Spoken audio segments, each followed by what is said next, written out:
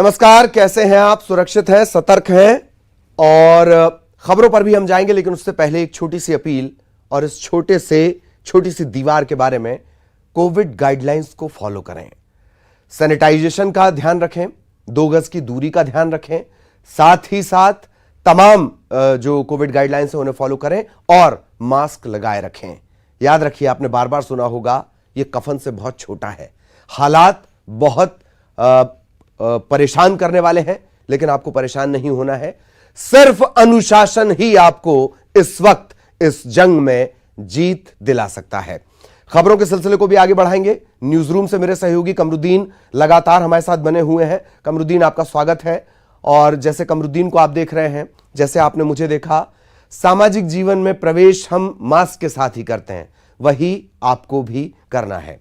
खबरों के सिलसिले को आगे बढ़ाएंगे। शुरुआत करेंगे बड़ी खबर के साथ, और वो है राहुल गांधी से जुड़ी हुई।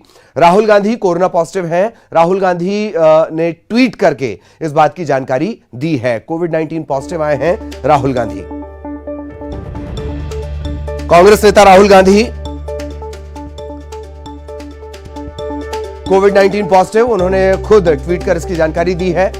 राहुल गांधी को कोरोना हुआ है, ट्वीट कर उन्होंने इसकी जानकारी दी है।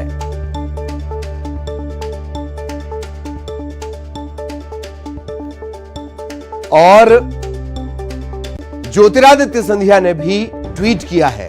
राहुल गांधी के कोरोना संक्रमित होने के बाद जब ट्विटर के जरिए उन्हें जानकारी लगी, उन्होंने ट्वीट किया है और ट्वीट कर जल्द स्वस्थ होने की कामना भी की है। राहुल गांधी के स्वस्थ होने की कामना ज्योतिरादित्य सिंधिया ने की है।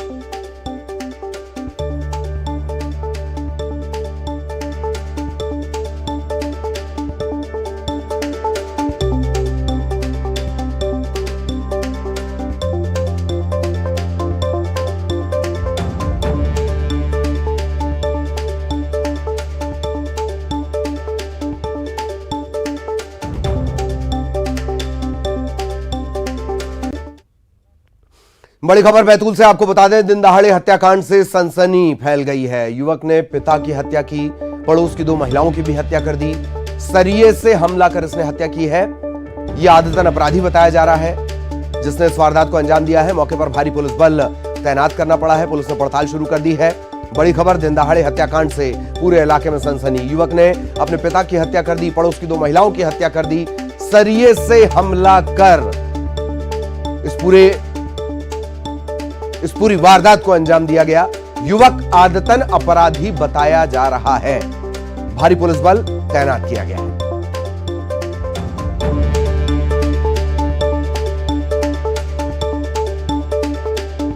बैतूल से बड़ी खबर आपको बता दें, दिन दहाड़े हत्याकांड से सनसनी फैल गई है। आदतन ये अपराधी बताया जा रहा है। 3 लोगों की इसने हत्या कर दी। अपने पिता और पड़ोस की 2 महिलाओं की हत्या की है। सरिये से हमला कर हत्या की है। वजह अब तक साफ नहीं आ पाई है, लेकिन जो इसका ट्रैक रिकॉर्ड है, जो आदतन बदमाश, आदतन अपराधी इसे बताता है।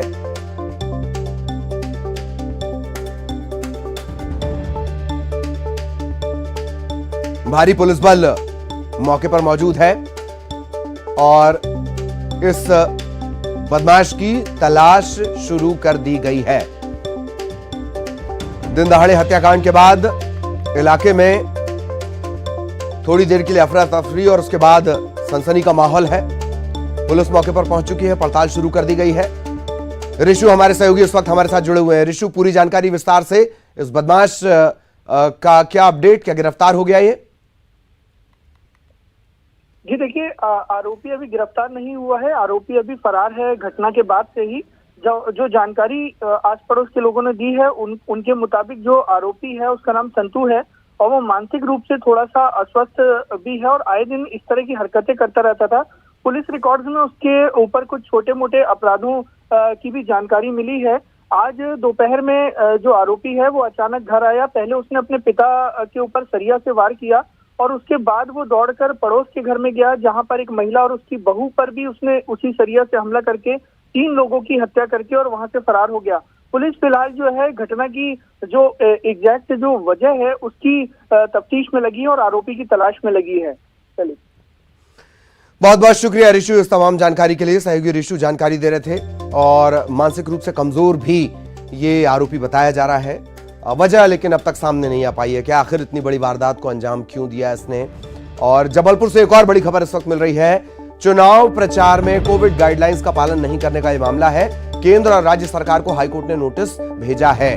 केंद्रीय और राज्य चुनाव आयोग को भी नोटिस भेजा गया है। 26 अप्रैल तक हाईकोर्ट ने जवाब मांगा है।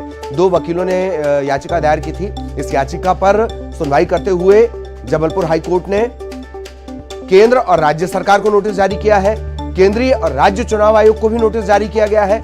यह पूरा मामला चुनाव प्रचार में कोविड गाइडलाइंस को फॉलो नहीं करने का, उनका पालन नहीं करने का यह मामला है।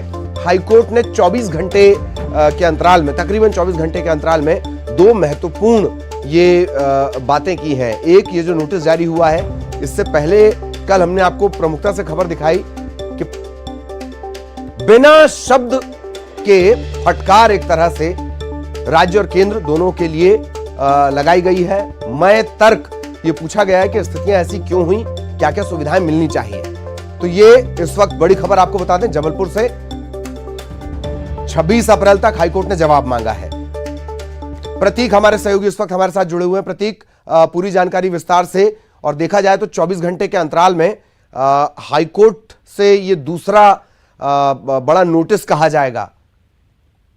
देखिए, बिल्कुल ललित, कहीं ना कहीं एक बड़ा मसला है, चूंकि लगातार हम देख रहे हैं कि मध्य प्रदेश का दमोह का उपचुनाव हो या फिर बंगाल का चुनाव या अन्य राज्यों का चुनाव हो, हम देख सकते हैं कि किस प्रकार से कोविड प्रोटोकॉल का उल्लंघन हो रहा है और जो नियम है उनका पालन बिल्कुल भी नहीं किया जा रहा है, जबकि सबसे चरम में कोरोना पहुंच चुका है। इस बीच 2 अधिवक्ता जो है मध्य प्रदेश हाईकोर्ट के, पीसी पालीवाल और उमेश त्रिवेदी, इनके द्वारा ये याचिका दायर की गई थी और स्पष्ट किया गया था कि चुनाव प्रचार में कोविड गाइडलाइंस का पालन नहीं हो रहा है। तात्कालिक सुनवाई करते हुए मध्य प्रदेश हाईकोर्ट ने केंद्र और राज्य सरकार को नोटिस जारी कर दिए हैं और स्पष्ट है कि 26 अप्रैल तक इस पूरे मामले पर जवाब मांगा गया है। निर्वाचन आयोग को भी इसमें पिटीशन बनाया गया है और इस पूरे मसले की जानकारी निर्वाचन आयोग के जो वकील हैं उनको देने के निर्देश भी हाईकोर्ट ने दिए हैं।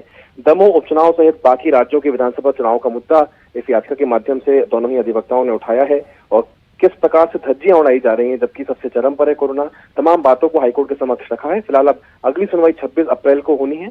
देखते हैं कि केंद्र और राज्य अपना क्या जवाब यहाँ पर हाईकोर्ट के पटल में प्रस्तुत करते हैं। जी, बहुत बहुत शुक्रिया प्रतीक इस तमाम जानकारी के लिए। सहयोगी प्रतीक विस्तार से जानकारी दे रहे थे।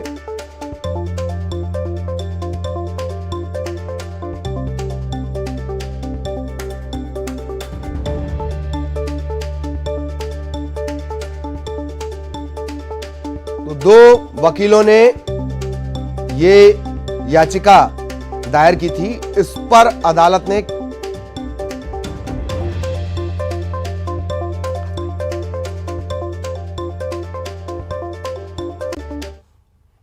और किस तरीके की कोशिश लगातार कोरोना से निपटने को लेकर की जा रही है, मुख्यमंत्री लगातार गंभीर हैं।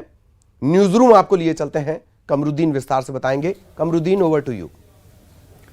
शुक्रिया ललित। बिल्कुल, सरकार बहुत गंभीर है। कोरोना संकट को लेकर सरकार लगातार स्थिति पर नजर बनाए हुए है। मुख्यमंत्री शिवराज सिंह चौहान ने आज स्वयंसेवी संस्थाओं के साथ लगातार उन्होंने चर्चा की और हर पहलुओं पर बारीकी से चर्चा की गई है। अस्थायी अस्पतालों को लेकर बात की गई है। साथ ही उन्होंने कोरोना का इलाज कर रहे डॉक्टरों से चर्चा की और स्थिति का जायजा लिया।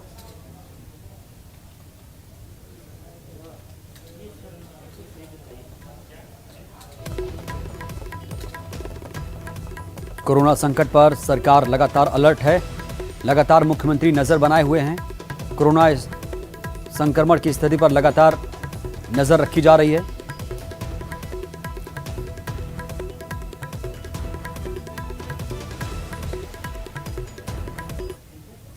इधर सरकार लगातार कोशिश तो कर रही है, लेकिन विपक्ष यानी हम अगर कमलनाथ की बात करें तो कमलनाथ लगातार ट्वीट करके सरकार पर निशाना साध रहे हैं और ऑक्सीजन की कमी को लेकर उन्होंने एक बार फिर से सरकार को घेरने की कोशिश की। ट्वीट किया और कहा कि जो भी मौतें हो रही हैं वो ऑक्सीजन की कमी की वजह से हो रही हैं। उन्होंने ट्वीट में लिखा कि जब प्रदेश फिर राजधानी में भोपाल में ऑक्सीजन की कमी से कई मरीजों की मौत की जो खबर है वो दुखद है। 13 दिनों में 56 लोगों की मौत ऑक्सीजन की कमी के कारण हुई।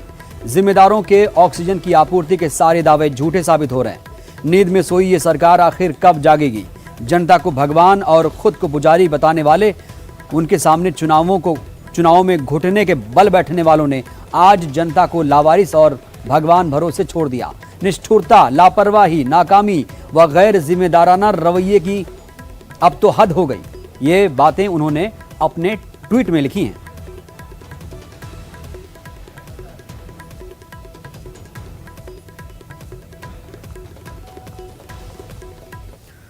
इधर सरकार के मंत्री भी लगातार नजर बनाए हुए हैं। इधर ऊर्जा मंत्री प्रद्युम्न सिंह तोमर ने निजी अस्पतालों का लगातार दौरा किया और देखा कहीं ऑक्सीजन की कमी तो नहीं, बेडों की कमी तो नहीं। लगातार सरकार के मंत्री भी जायजा ले रहे हैं। स्वास्थ्य सुविधाओं का लगातार जायजा लिया जा रहा है और इस दौरान मंत्री जी ने कोविड मरीजों के अटेंडरों से मुलाकात की और मिल रही स्वास्थ्य सुविधाओं की जानकारी ली। मंत्री तोमर ने डॉक्टरों से अपील करते हुए कहा कि मरीजों को बेहतर इलाज और सुविधाएं मुहैया कराई जाएं।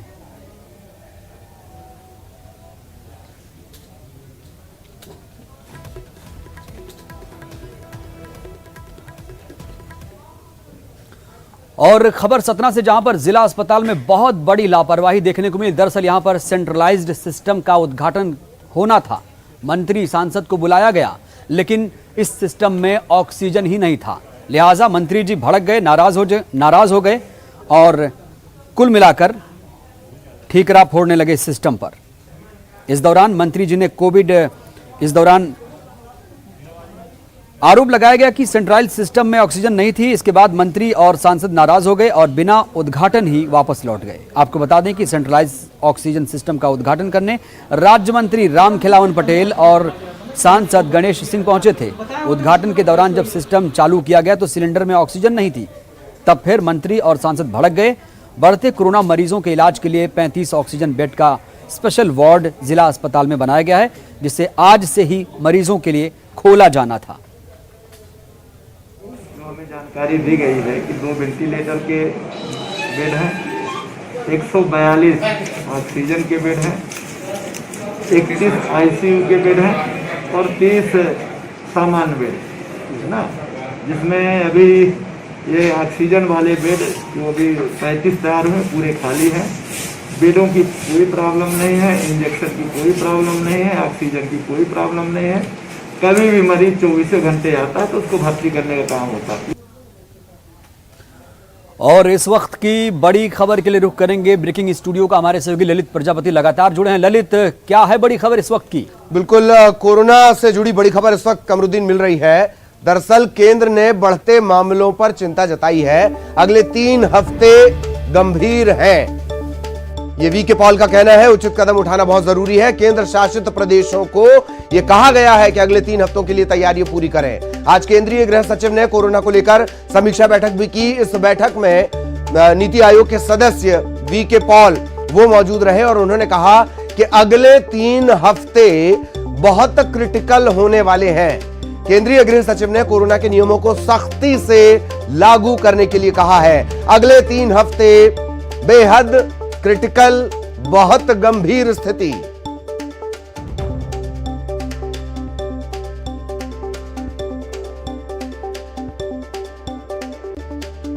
और इस भीषण कोरोना संकट काल में लोगों को याद आ रही है कि जिन्हें हमने जनप्रतिनिधि बनाया था, जो जनसेवक थे, वो हैं कहां। कमरुद्दीन के पास आपको लिए चलते हैं। Qamaruddin, over to you. बिल्कुल बिल्कुल यही बातें पूछ रही है जनता ललित की, जो जनप्रतिनिधि हैं, जिन्होंने उन्होंने चुनकर भेजा था, सांसद बनाया था, विधायक बनाया था।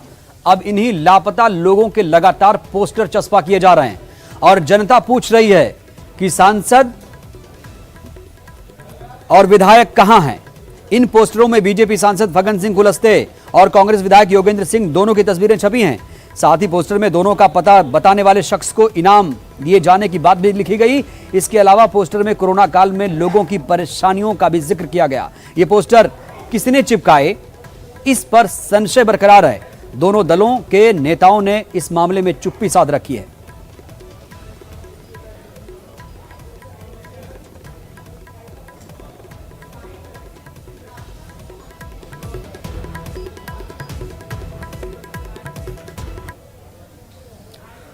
और बड़ी खबर उज्जैन से, दरअसल बेहद ही ये दर्दनाक खबर है, क्योंकि बेटियां रो रही हैं। दरअसल मां का इलाज चल रहा था। क्यों चल रहा था? क्योंकि मां को डॉक्टरों ने बताया था कि ये कोरोना पॉजिटिव है। जब मां की मौत हो गई तो इसे नेगेटिव बताया गया और कहा जा रहा है कि अब शव यहां से ले जाइए। सिस्टम का ये खेला देखिए आप।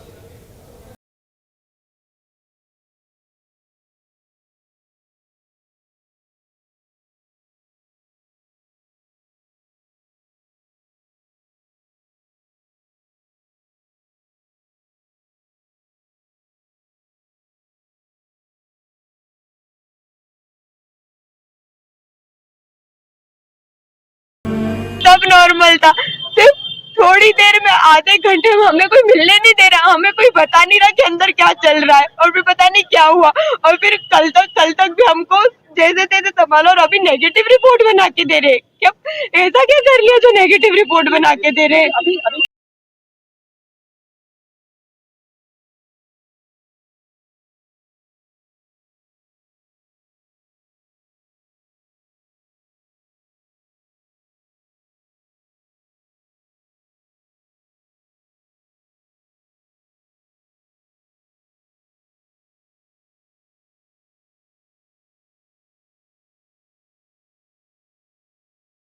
ने 6 इंजेक्शन लिख के दिए थे, ठीक है। यहाँ से हम हम 2 दिन परेशान हुए, यहाँ पे इंजेक्शन हमको मिले नहीं।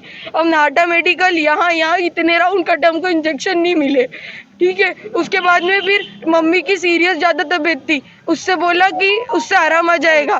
हम लोग 25,000 में एक इंजेक्शन खरीदा, एक 16,000 में इंजेक्शन खरीदा। ब्लैक में आप सबको मालूम है इंजेक्शन बिक रहे, ऐसा कुछ भी नहीं। वो इंजेक्शन खरीद के हमारी कोई स्थिति अच्छी नहीं, हम 3 बहनें और मेरी माँ है बस।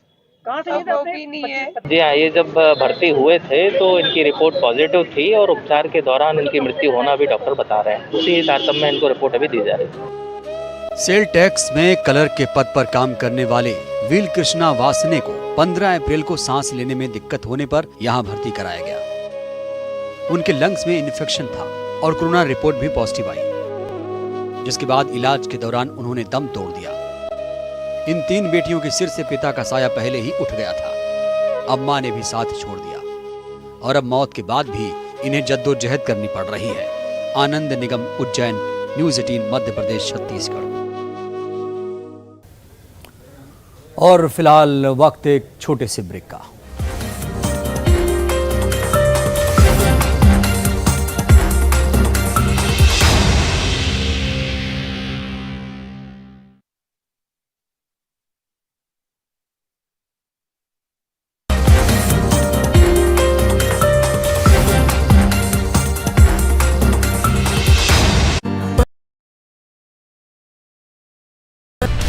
दावे कितने हुए पूरे, उनको भी परखना होगा। पूछेंगे सवाल तमाम मुद्दों पर और जवाब तो देना होगा। सिर्फ न्यूज़ 18 मध्य प्रदेश, छत्तीसगढ़ पर। प्रदेश के हर शहर, हर गांव, हर कस्बे की खबर तेजी से और कोरोना से छिड़ी प्रदेश की जंग की हर अपडेट रिपोर्ट सुपरफास्ट छत्तीसगढ़ में। सवाल सारे, मुद्दे तमाम, माइक पर सरे आम होकर ऑटो पे सवार। अब पूछेंगे हम आपके क्षेत्र के हर मसले का जवाब मिलेगा बिल्कुल नए अंदाज में। जब आएंगी ऑटो वाली रिपोर्टर, सोमवार से बुधवार दोपहर 3:26 पर सिर्फ न्यूज़ 18 मध्य प्रदेश, छत्तीसगढ़ पर। ये उपचुनाव नहीं, रोमांचक खेल है। इस मैच में आरोपों की रेलम पेल है। पराए हुए अपने, अपने हुए पराए। कई घर छोड़ गए, कई लौट के आए। प्रदेश के चुनाव पर है देश की निगाहें। किसकी होगी वाह, कौन भरेगा आहें। दिल थाम कर बैठिए, चुनावी चकल्ला।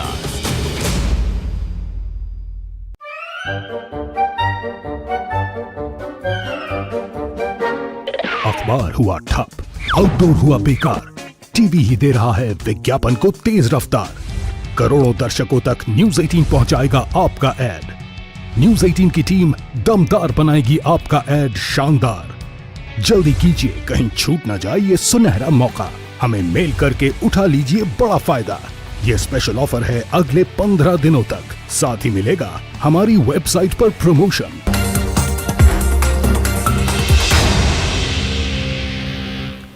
ब्रेक के बाद हाजिर हूं, बात करेंगे रेमडेसिविर इंजेक्शन की। अब इसका संकट ऐसा लग रहा है कि मध्य प्रदेश में खत्म होने वाला है, क्योंकि आज 312 बॉक्स में 15,000 रेमडेसिविर इंजेक्शन स्टेट प्लेन के जरिए मिनी मुंबई इंदौर पहुंच चुका है और यहां से इसकी सप्लाई की जाएगी अन्य जिलों में। यानी अब इसका संकट जो है वो खत्म होने वाला है। इंदौर में, ग्वालियर की तस्वीर आप देख रहे हैं, जहां पर ग्वालियर में भी वैक्सीन माफ कीजिएगा इंजेक्शन पहुंच चुकी है रेमडेसिविर की। और 57 बॉक्स भोपाल, 26 बॉक्स सागर, 50 box Gwalior, 32 box Rewa, 50 box Jabalpur, 41 box Ujjain के लिए। रेमडेसिविर की इंजेक्शन की ये खेप ग्वालियर भी पहुंच चुकी है। हमने आपको बताया ग्वालियर जिले को 1192 इंजेक्शन, 1248 इंजेक्शन अन्य जिलों के लिए हैं।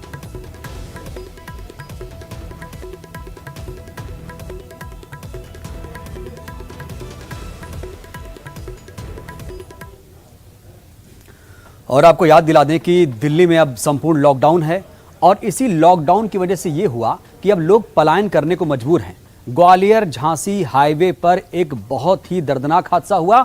बस पलटने से 3 लोगों की मौत हो गई। लोगों ने अपनी जिंदगी बचाने की जद्दोजहद शुरू की। देखिए।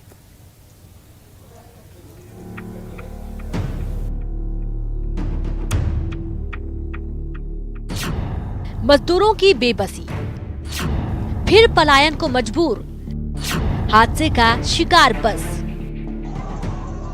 ये तस्वीरें ग्वालियर झांसी हाईवे पर बस हादसे की हैं। यहाँ मजदूरों से भरी ओवरलोड बस पलट गई। हादसे में मजदूरों की मौत हो गई, जबकि कई लोग घायल हो गए। घायलों को इलाज के लिए अस्पताल भर्ती किया गया। ये मजदूर लॉकडाउन के चलते दिल्ली से पलायन कर रहे थे। दिल्ली से बस में ठसाठस भरकर मजदूर परिवार सहित टीकमगढ़ और छतरपुर के लिए रवाना हुए। जब बस ग्वालियर पहुंची तो कुछ मजदूर उतर गए। थोड़ी देर के बाद ड्राइवर ने बस की स्पीड बढ़ा दी। बस अभी झांसी रोड पर चौरासी घाटी पहुंची थी कि अनियंत्रित हो गई। गाड़ी पलटने के साथ ही चीख पुकार मच गई। कुछ मजदूर छत पर बैठे थे, वो बस के पलटने से नीचे दब गए। शोर सुनकर आसपास के गांव वाले पहुंच गए और राहत एवं बचाव कार्य में जुट गए। इस दौरान कई यात्रियों ने खिड़कियों से कूदकर जान बचाई। आसपास के लोगों ने बस की खिड़कियों के कांच तोड़े और बस के अंदर घुसे। वहां से उन्होंने बच्चों, महिलाओं को बाहर निकाला। कुछ महिलाओं ने बस से कूदकर अपनी जान बचाई और इसके बाद पुलिस स्पॉट पर पहुंची। पुलिस ने क्रेन की मदद से बस को उठवाकर अन्य घायलों को बाहर निकलवाया। बस में 52 लोगों को बैठने की सीट थी, लेकिन ज्यादा कमाने की लालच में बस के स्टाफ ने ज्यादा सवारियां भर ली। आरोप है कि इन मजदूरों से 2 गुना किराया भी लिया गया। दिल्ली में कोरोना के बढ़ते मामलों को देखते हुए 26 अप्रैल तक लॉकडाउन लगा है। दिल्ली में बस, ट्रेन, हवाई जहाज व अन्य साधनों से सफर को छूट दी गई है। वहीं मेडिकल और अति आवश्यक सेवाओं को छोड़कर बाकी सेवाओं को बंद कर दिया गया है, जिसके बाद एमपी समेत कई अन्य राज्यों के लोग भी दिल्ली से पलायन करने के लिए निकल पड़े हैं। Bureau report, news 18, Madhya Pradesh, Chhattisgarh. तो कोरोना संकट को देखते हुए मध्य प्रदेश में अब 26 अप्रैल तक सांस्कृतिक, राजनीतिक, धार्मिक आयोजन नहीं किए जाएंगे। अगर कोई ऐसा करता हुआ पाया जाएगा तो उसके खिलाफ प्रशासन सख्त से सख्त कार्रवाई करेगा। शादी के आयोजन भी लिमिटेड लोगों के साथ ही किए जाएंगे। भोपाल में धारा 144 लागू है। ऐसे में लोगों के एक स्थान पर एकत्रित होने की मनाही है। परिस्थितियों को देखते हुए आदेश को बढ़ाया जा सकता है। वहीं शादियों पर रोक लगा दी गई है। कलेक्टर ने शादियों को इजाजत देने से साफ इनकार कर दिया है। करना चाहूँगा कि जो रिसेंट गाइडलाइंस और धारा 144 का आदेश हमने जारी किया है, उसमें जो भी मूवमेंट्स अलाउ किए हैं, उसमें किसी प्रकार का कोई भी फंक्शन, कोई भी शादी विवाह, कोई भी आयोजन अनुमति नहीं किया गया है। तो इसलिए ऐसे किसी भी कार्यक्रम की, किसी प्रकार की कोई अनुमति ना जारी की जा रही है, ना जारी की जाएगी। ये जो आदेश है ये अभी 26 तारीख तक के लिए लागू। तो अपना एमपी में फिलहाल के लिए इतना ही। मुझे और मेरे सहयोगी ललित प्रजापति को दीजिए इजाजत, लेकिन जाने से पहले एक खास अपील। कोरोना गाइडलाइन का पालन जरूर करें और कम से कम मास्क का इस्तेमाल जरूर करें। सोशल डिस्टेंसिंग का पालन भी करें। स्वस्थ रहें, सेहतमंद रहें। नमस्कार।